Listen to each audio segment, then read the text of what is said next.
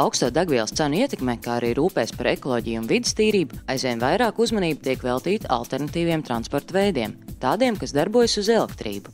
Eiropas mobilitātes nedēļas ietveros nu pat atklāta elektrisko transporta līdzekļu publiskās pieejas uzlādes punktu interneta karte. Tā izstrādāta sadarbojoties akciju sabiedrībai Latvenergo ar bezizmešu mobilitātes atbalsta biedrību un izvietot Latvenergo mājaslapā.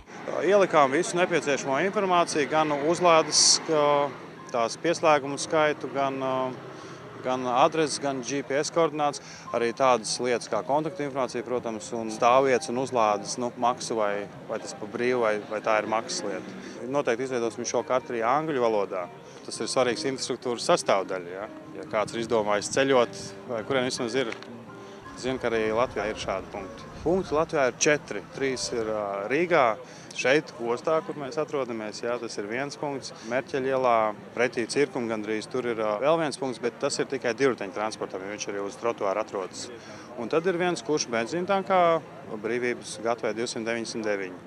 Un mūsu punkts Latvenergo ir Jūrmalā, Jomas ielā 4. Tas ir energoefektivitātes centra Latvenergo. Mēs jau šobrīd redzam, ka fosilās degvielas izmantošana ir lielā mērā saistīta ar ļoti spēcīgiem izmešiem, kas bojā gan vidi, gan mūsu veselību.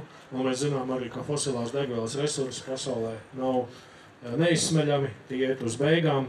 Un varētu teikt, ka mēs šobrīd atrodamies alternatīvās degvielas ēras pašā sākumā, un konkrēti tā ir elektroenerģija, kuru visā pasaulē arvien plašāk mēģina izmantot mehanizētos transporta līdzekļos. Latvijā šobrīd ir apmēram 500 elektriskie velosipēdi un mopēdi, kas arī ir elektriskie transporta līdzekļi, kam arī ir interesi par uzlādi. Šogad ir reģistrēti 2 elektromobīļi, tos iegādājās akciju sabiedrība Latvenergo.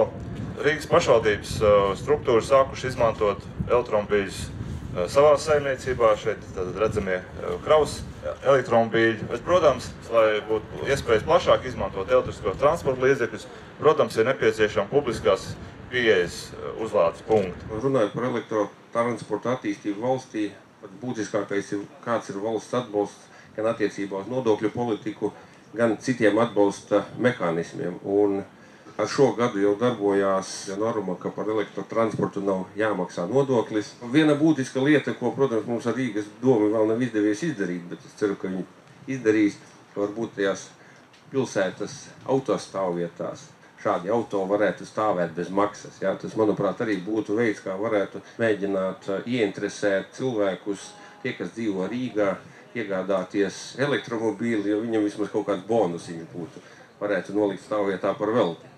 Tā kā tiem veidi ir, un līdz ar to es gribētu novēlēt, lai tiešām šī sadarbība turpinātos, un mēs tiešām valstī radītu tādu atbalsta politiku, kas veicinātu elektromobīļu attīstību valstī, daudz plašāku izmantošanu valstī, tā skaitā arī veidojot šīs uzlādes vietas.